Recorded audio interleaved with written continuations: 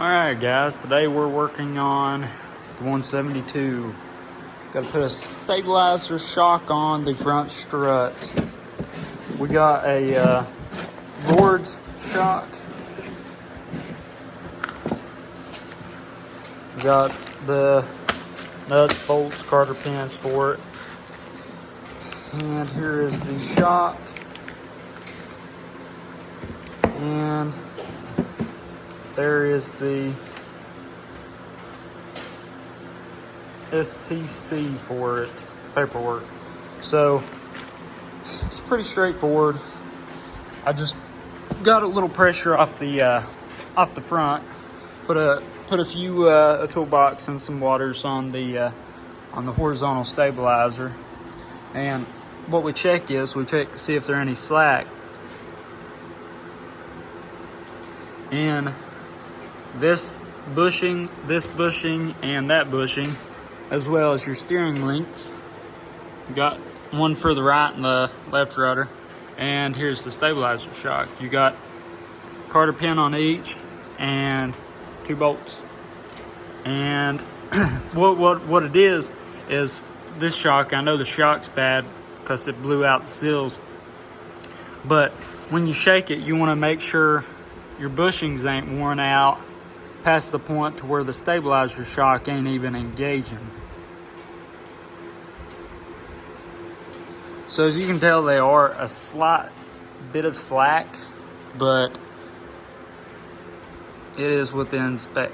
So we will pull the carter pins and the bolts, and we will bolt the other one up and torque it. All right, let's get to it. All right, so back to the shimmy shock. So here's the old.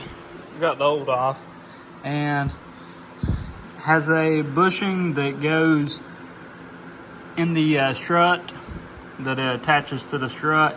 You got 2 washers, one that goes under the nut head and one that goes under the bolt head and one under the nut head. And no shims here, or bushings, my bad. You have a washer that goes under the head of the bolt. You got a thinner washer that goes in between the link and that attaches to the strut, and then a washer under the nut and 2 carter pins. And here's the washers that came with it. They were actually 2 more that came with it, 6 in total, 2 carter pins, 2 bolts, 1 shim, or 1 bushing. Here's the part number for the bushing, 2 castle nuts. There's a shorter and a longer clevis bolt and flat washers. And here is what it looks like. I've got it mounted, but haven't got it torqued, nor have I got the shims. You can see the shine of the bolt, and I don't like that because, as you can see, this movement should be snug and tight. There shouldn't be no lateral movement at all. And I'm also going to get a shim for back there. Thinner shim. The shims that came with it were too thick. That may not be for every 172F, but it was for this one. So I'm going to find a thinner shim, and that's pretty much what it looks like. And here's the part number. And I'm going to I cleaned my joint, or I call it a sway bar link. It's not the correct terminology for it, but that's what I call it. And also clean my strut, and I'm going to deflate the strut and put nitrogen in it, as well as change the hydraulic fluid, which the hydraulic fluid that it uses is this XC. It's the red stuff. It's also what you use for, there's a part number, It's also what you use for the brakes and everything else.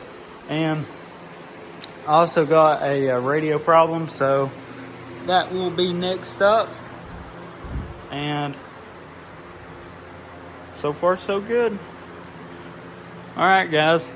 Thanks for watching. Like and subscribe.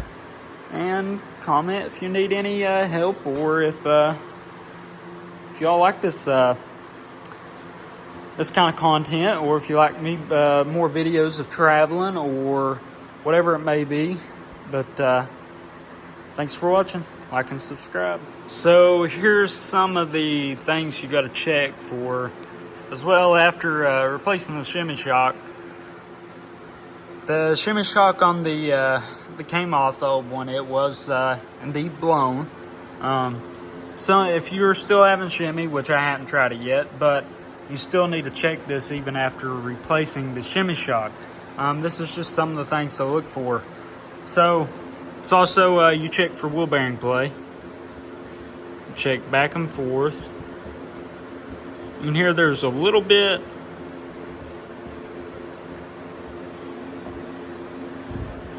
And then you can also check in this torque link. You check and make sure the bushings are still good. And you can check that by grabbing the nose of the front strut and the tail of it, and you shake it back and forth and see if there's any excessive play, because this play here, here, and here, the shimmy shock isn't going to help. Reason being is if you still got that little bit of motion back and forth, the shimmy shock isn't necessarily engaged yet to prevent that shimmy. So you can still get the shimmy by the bad bushings. So there's 3 bushings in this torque link, there and there. And I believe, if I remember properly, they're brass, and they're not too hard to replace, not difficult at all. But the biggest thing is these links need to be greased. That's the biggest factor about that. All right. I just thought I'd throw in some clips. This was Pikeville Airport, and this was the FBO hangar. I just showing some of the airplanes. They were a real nice new 182. A feller that I know that owns it, I just thought I'd throw it in. It was me doing some evening flying and fog in the mountains. And thanks for watching, guys. Like and subscribe. And if you like this content, just let me know.